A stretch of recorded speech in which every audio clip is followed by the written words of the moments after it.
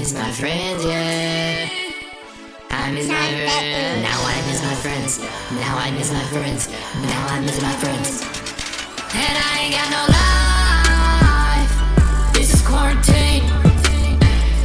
And I ain't got no life. Can someone please help me? This is quarantine. We can't do a thing. Man, I need my life back. Can you please help me? And man, I need my life back. We're just supposed to drink. This is quarantine. Hello, everyone. Welcome back to the next one, episode 2 of Calvin's Headspace. Hope you're all doing well. And I'm looking forward to the episode, the breakdown of the quarantine lyrics. I think the reason why I'm looking forward to it is I think my lyrics are quite clever. And also, too, there's also backstories behind certain lyrics and just certain reasons why certain things are in the song, which I'll get to. But should be a funny episode, but don't raise your expectations because I said that. So just a quick note, if you are enjoying the content, make sure to subscribe and follow my podcasts and my music. Just it helps the algorithm, helps it grow. So that's all I'll say about that, and I'll catch you on the next one. So I'll just go through the lyrics. If any stories come up, we'll talk about the stories. Just a side note too, with mouth noises, I've been told that there's actually a bit of a cult following of people on like TikTok. I think it's called ASMR, where people actually like mouth noises and stuff like that. So it's good news. So if there's any people out there, hopefully there's a few mouth noises in there to really satisfy your ear. So the start of the song, fire alert, fire alert, fire alert. I repeat, this is a fire alert. Now, got to mention my good friend Darby, who a few episodes ago I mentioned myself and him, we share songs together. And he's the voice of the intro. Now, the story behind that clip was usually when he sends me a song, it'll escalate to 3 levels. First level being he'll just send a link to the Spotify song. So naturally what I get from that is it's going to be a good song, but it's not going to be very life-ending in terms of disgustingness, the disgustingness scale of how hard the beat is or how good the lyrics are, that type of thing. Then the second tier is, he might send the song and also leave a comment or emoji. So then you know that the song it's pretty serious. But then the top tier of all of Darby's sends is he'll link the song, then he'll send a voice clip.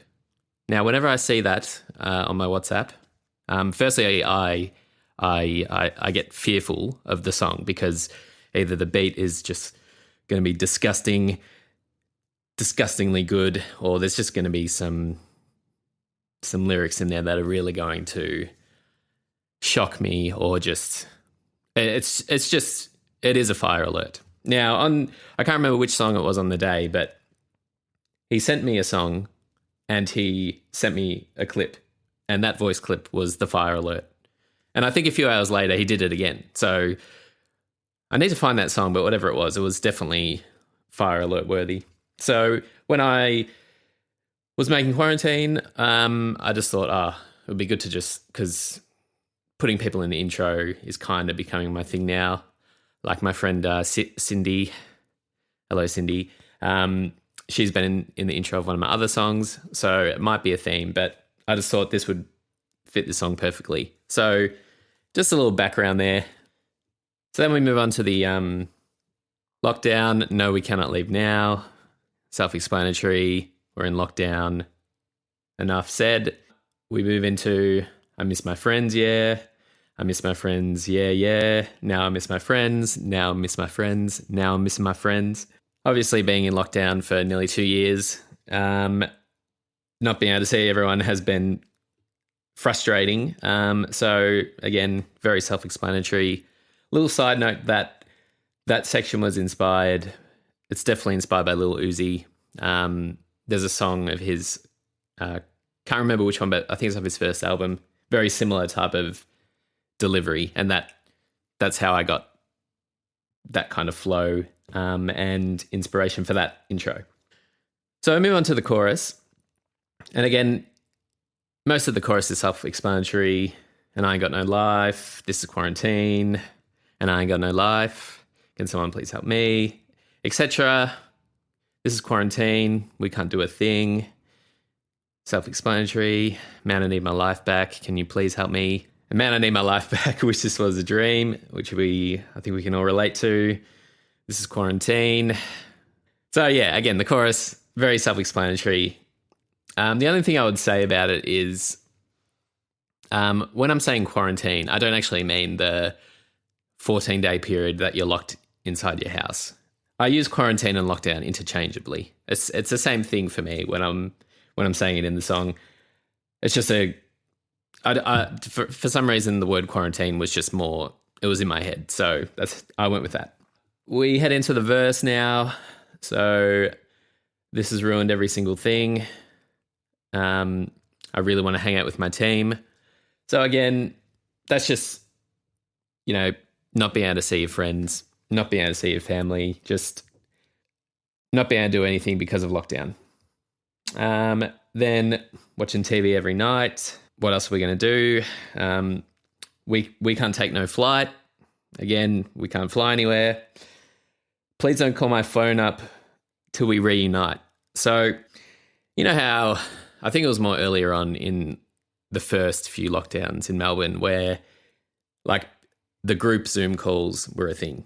Personally, I don't mind like one-on-one Zooms. They're fine. But when you're in like a group setting and on Zoom, it's very like awkward to speak, and there's a lot of noise coming from everyone, and it's just, for me, I'm just like, I don't really enjoy it. So when I say, please don't call my phone up till we reunite, I'm just like, there's no point in doing Zooms or any of this stuff.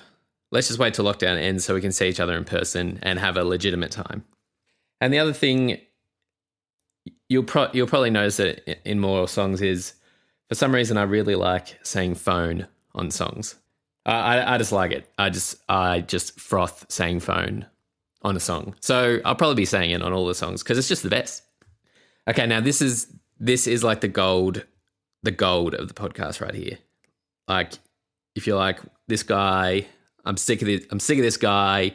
He's always going on tangents. He's annoying me. This is where your dedication will pay off. So the line is, and I just want to ball. Council put the signs up, stole them all. F the council. My mum might be listening, so I don't want to swear. Gotta respect, pay respect. So, this is the story. I just want to ball. So normally I play basketball socially. And last year during lockdown. Actually, before I get into the story, another thing that because this is like mental health related too. I personally don't think I'm the greatest storyteller, so I'm going to try my best. But in general, I've got this weird thing where if I'm telling a story to someone or a group of people, and when you're telling a story and people like react to the story and, say things where it might be like, oh yeah, that reminds me of blah, blah. And the story it diverts.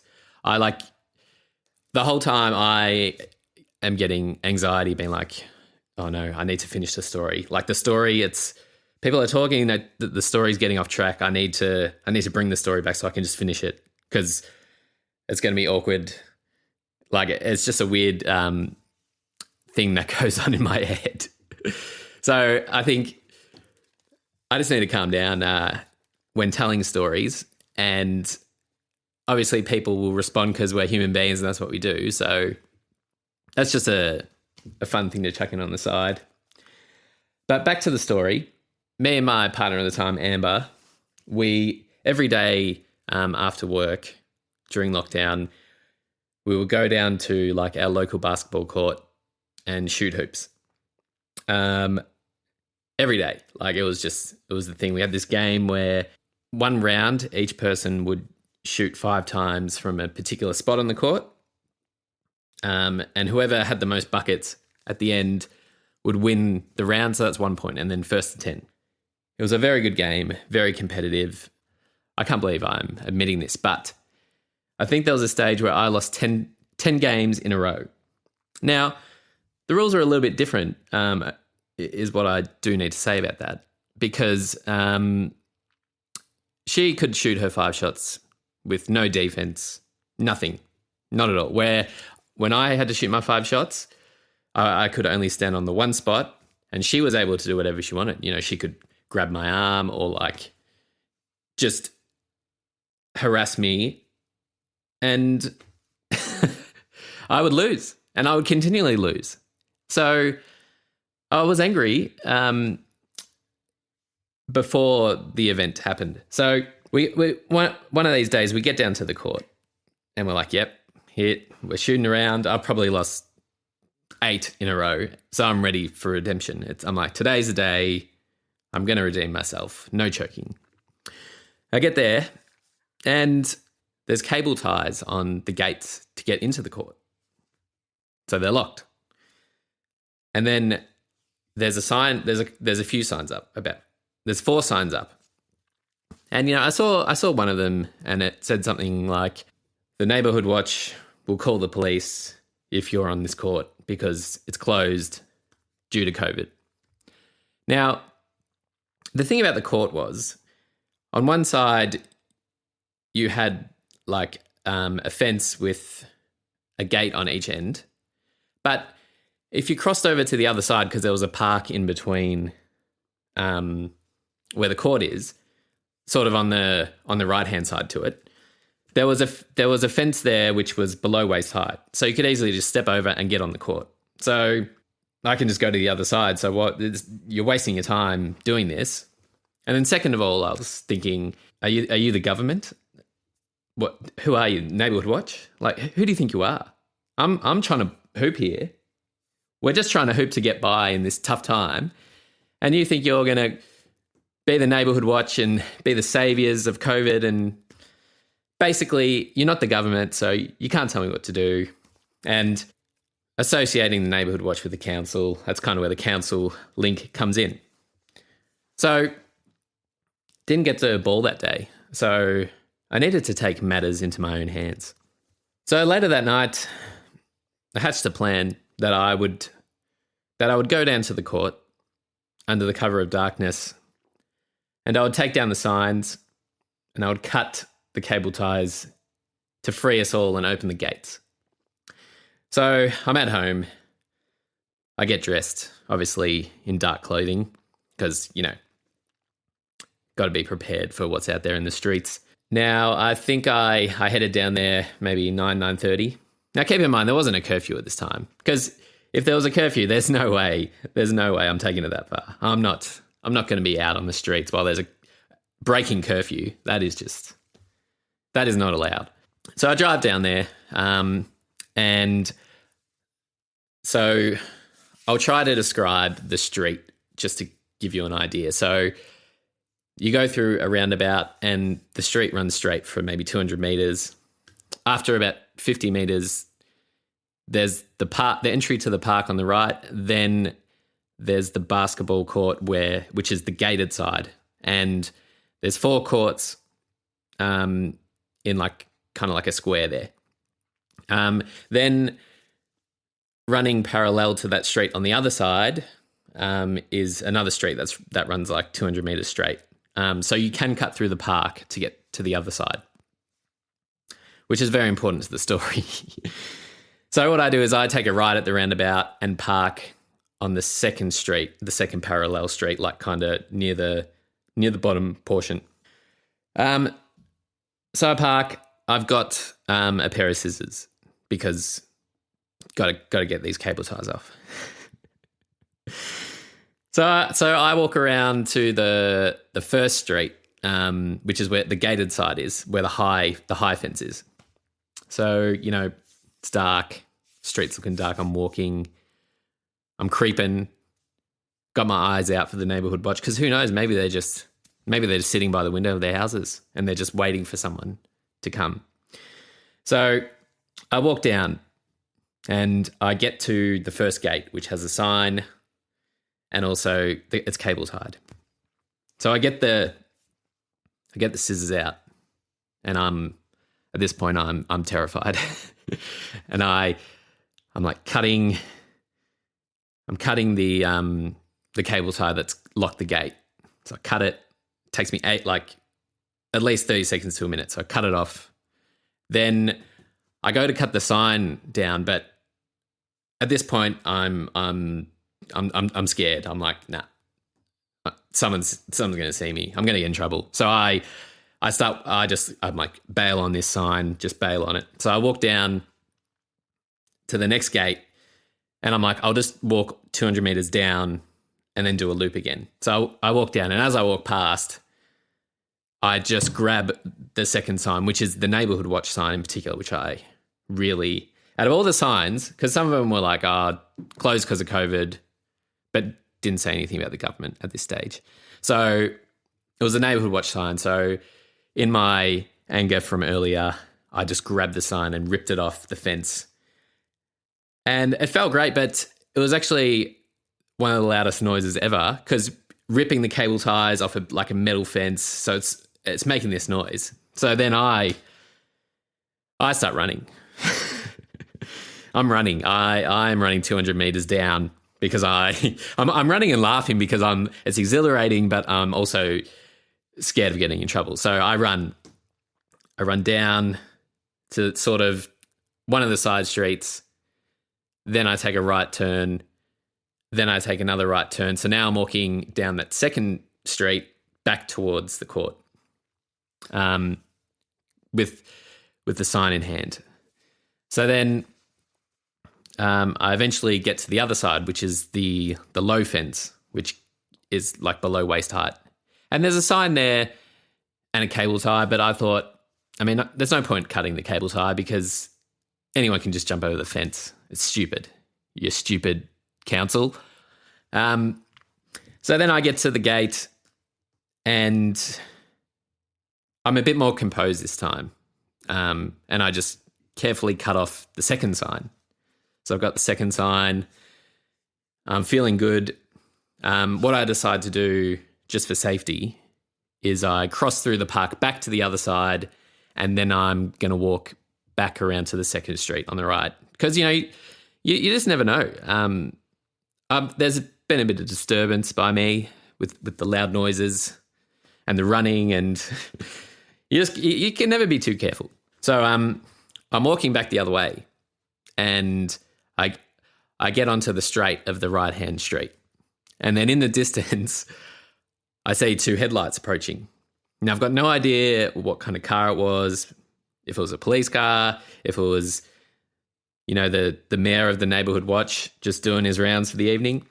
But as soon as I see the car, I turn around and I'm sprinting again.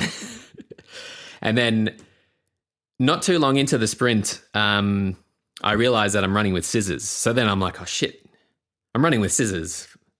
I'm not meant to run with scissors. So then I'm in a state. I'm still running with the scissors. And then at the same time, I'm like, oh shit, I got to get rid of the evidence. I got to get rid of these scissors. So I run past this bush and I just throw the scissors in. I run back around and I run into the park. So I take a ride into the park. And luckily there's quite a few like trees and bushes. So at this stage I'm hiding in the park. And I'm just waiting to see if the car is coming or where it's coming from. So maybe 10 seconds after I'm in the bush, a car goes past on the left-hand side, where the high fence of the basketball court is. Driving at an unusually medium pace. So it's not super slow, but it's abnormally under the 50K limit. So I'm sus. And again, I can't tell what car it was at this stage, but I see it go past. Now I thought, best to be safe here and wait it out just in case I do another lap. And luckily I did that, because a couple of minutes later, same car's coming back on the right-hand side of the street. So I'm like, someone's out. Someone's noticed. They're out to get me. They're going to get me. But then I'm listening and I hear the car like go through the roundabout away from the street. And as soon as I hear that, I'm running again, running out the bush, running around to my car. I get in the car, drive home, get inside, and I'm like, okay, reevaluating the mission. So how many signs did I get? 2 signs? Yeah. No, actually, no, 3. I don't know. But there's one, but basically it doesn't matter how many signs I've picked up. There's 1 sign remaining and there's 1 gate that's still officially locked. I'm not including that stupid waist high one because, again, it's stupid. I get home. I'm exhilarated. What a thrill, Pulled off the heist pretty successfully. I do get questioned at home where the scissors have gone. So the new plan was, the next day I'm going to have to go back to pick up the scissors.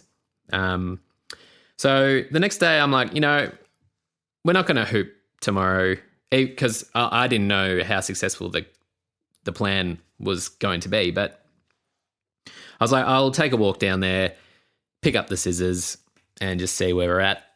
So I walk down to the street. I walk to the bushes and I find the scissors, pocket those, feeling pretty good. Then I start heading down the first street, the 200 meter street, left hand side, and I'm walking, and in the distance, I can see that the gate where I cut that cable tie, it's wide open.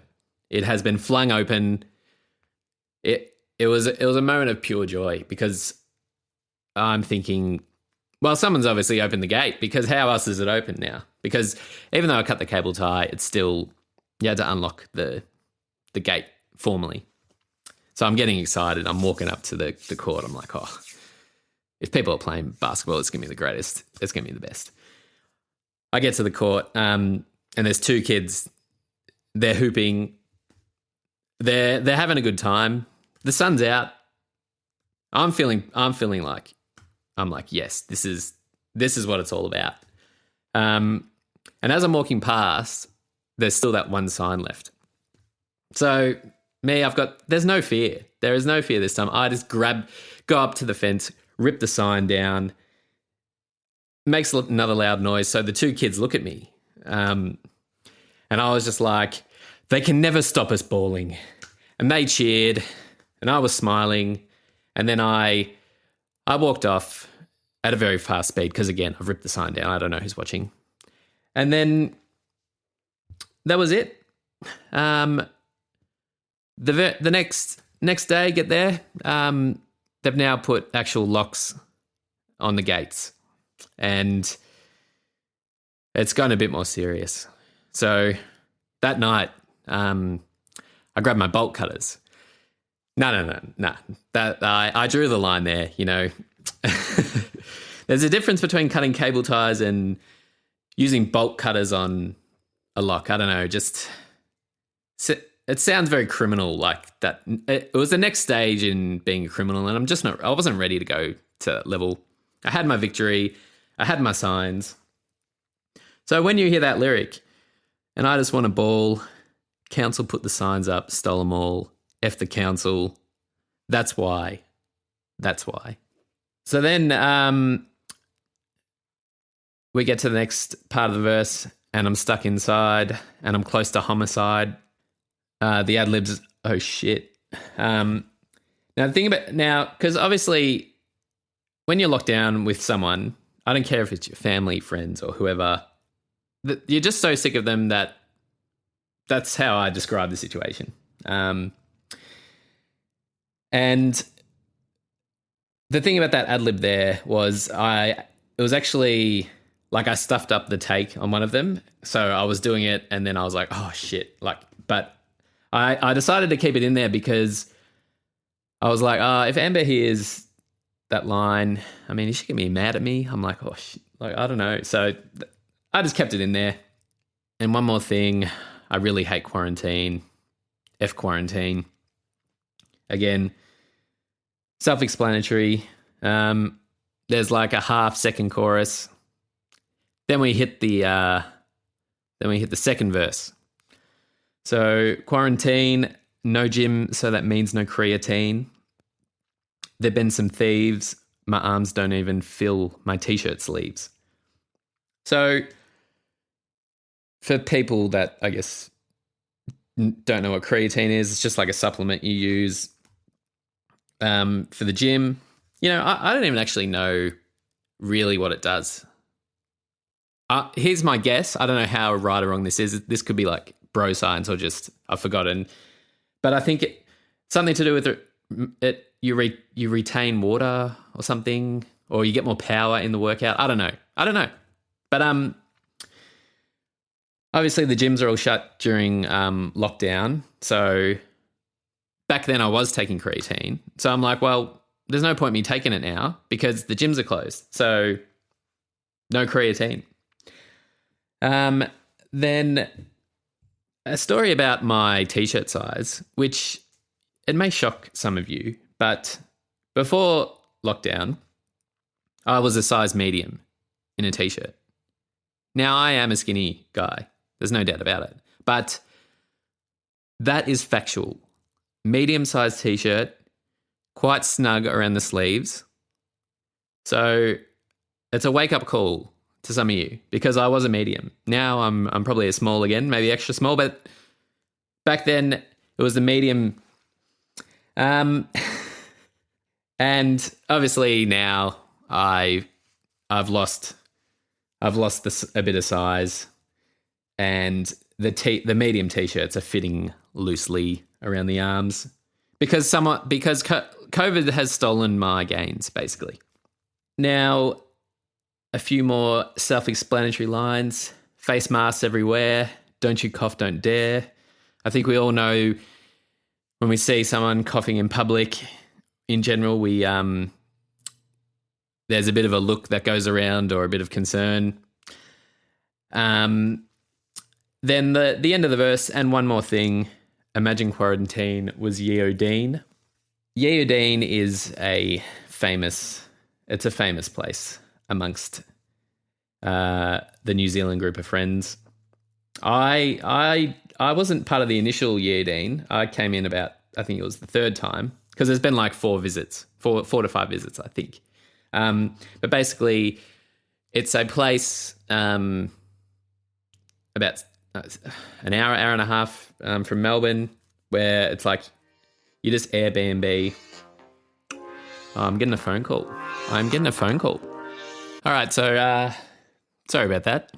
I'm actually getting a nasal procedure on Tuesday for a deviated septum. So they were just confirming the arrival time. Anyway, so we're talking about Yeodine. So, normally about 10 to 15 of us will go just for the weekend, and basically we go to spend time together, have a good time, have a party. And it's just like the best, because what usually happens is like we eat the greatest food ever, because groups of people are assigned to cooking. So like a group will be assigned for the Friday dinner, Saturday breakfast. Usually the breakfast is so big that you don't eat lunch. So we have the Saturday dinner, and the food's so good, and it's just a real community kind of feeling, because people all cook together, prepare the food, and we're all eating together, and we're playing that game Catan. I've only ever played it once, and I did pretty well. But yeah, just that kind of thing. And spending time together, and it's the best. Like, if you've been, you know what I'm talking about. And if you haven't, hopefully you've got your own form of Yeodine in some way. But the lyric "Imagine quarantine was Yeodine," so that's me thinking, I imagine if you had to do quarantine, but you were at Yeodine for 2 weeks and you were with like your group of friends. And, you know, I would be worried about my health, that's for sure. 2 weeks at Yeodine, that's quite intense. And just while we're on Yeodine, just like to put it out there that I think my first performance at Yeodine, I think that could be the greatest performance of all time at Yeodine. If anyone has any objections, please advise, but I'm definitely top 2. Like, I haven't been to them all, but like, you know, I really did well. I performed, and I was remembered as a hero that trip. Anyway, so that basically covers off the lyrics, because the last verse, again, I mean, sorry, not the last verse, last chorus, just more, it's just the chorus repeated, you know. Then there's the outro where I'm just basically saying quarantine and lockdown and one more thing. I really hate quarantine, but it's pitched down, which obviously that's like an ASAP thing to do. And I just I do like using it in songs. So it was just a good way to end the song, because it sounds good. Like, it's just a good ending. So that covers it. I've been talking for a while, but, you know, I've decided that I'm going to like edit it a little bit just to get rid of the silences, and because there's actually been parts where I've just stopped talking because I'm like, oh no. So I'll just edit it a little bit just to give it a bit more polish. And that just brings me to like feedback, because I've had some good feedback from people, and it's going to help me sort of decide what I want to do or what I want to change. So if you've got any feedback or just something that might help me have better podcasts, please let me know. And remember to like subscribe to the podcast, follow my music, rate if you can, if you've got that function available. And I'll catch you on the next one. Bow. Bow. I miss my friends, yeah. I miss my friends. Now I miss my friends. Now I miss my friends. Now I miss my friends. And I ain't got no love.